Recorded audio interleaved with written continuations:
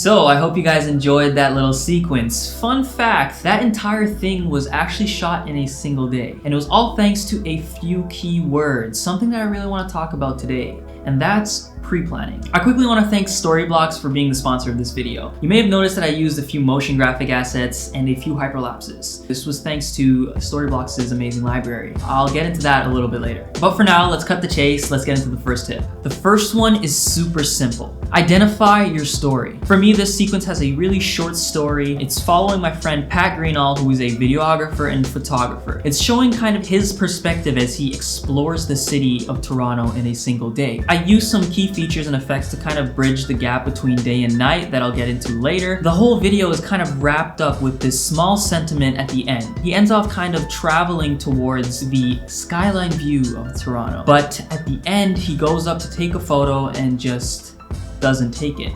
He switches his camera off, sits down, and enjoys the view. Identifying your story before you go out and shoot can actually help a lot, and you don't shoot random footage that you try and piece together later in post-production and editing. Number 2, location scouting. I'm sure a lot of us run into this problem where we've seen certain locations shot countless of times. For me, I know Toronto like the back of my hand, and I've shot in a lot of these locations hundreds of times. But what keeps me on my toes is looking at locations and trying to tackle it in different perspectives. So for example, in this sequence, we go to the Toronto sign. This is such a classic spot that's been shot thousands of times, but I wanted to put my own spin on it.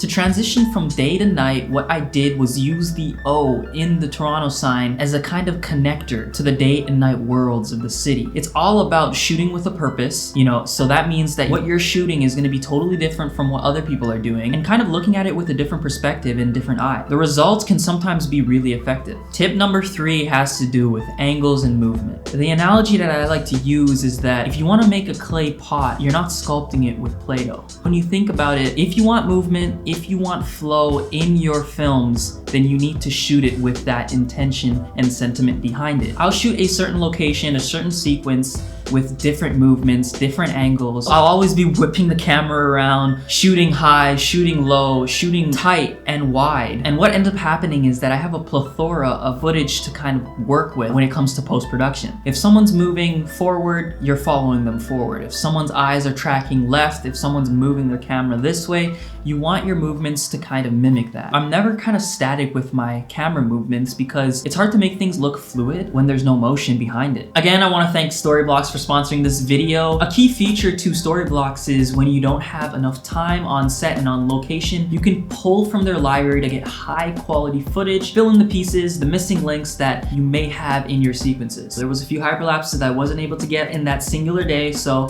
Storyblocks came in clutch to kind of fill it in. Also, another interesting way that I use Storyblocks is I pull from their motion graphic assets, their After Effects templates, and their really spacey stock footage to kind of overlay on top of some of my footage and give it a really creative and sci-fi edge. So yeah, first link in the description if you want to check it out. I highly recommend it. The final tip is collaboration. I spent the entire day hanging out with some friends, some other creators. It's easier said than done. A lot of people always ask me, how do you find like-minded individuals? And I think it's honestly the hardest thing. Finding a tribe of people that you gel with and click with can be difficult at times, but I really think if you put yourself out there, you connect with people, having conversations, it just makes the process so much more fun. Another part I want to touch on is the idea of connecting with local people. I really think it's important to kind of reach out to people who are doing awesome and interesting things in that culture. For example, when I went to Brussels, I connected with someone who watched my videos. They helped me then connect with some skateboarders who were skating around at the local park. I was then able to piece an entire sequence together of these dudes skateboarding, and it added so much character to my video. And this all has to do with production. You may not have a crew behind you, but what you can do is reach out to people who are doing awesome music, maybe dancing, singing. Ask them if you can film them and maybe create something for them. Use your camera as a tool, as a vehicle to kind of connect to people. And what ends up happening is you'll have these little pockets of sequences to put a story together of a destination. It becomes much more intimate. I know firsthand that it's super hard to kind of reach out to people and put yourself out there. But I think you won't regret it. You probably will meet people that you likely would not have, and you'll have a lot of fun doing it.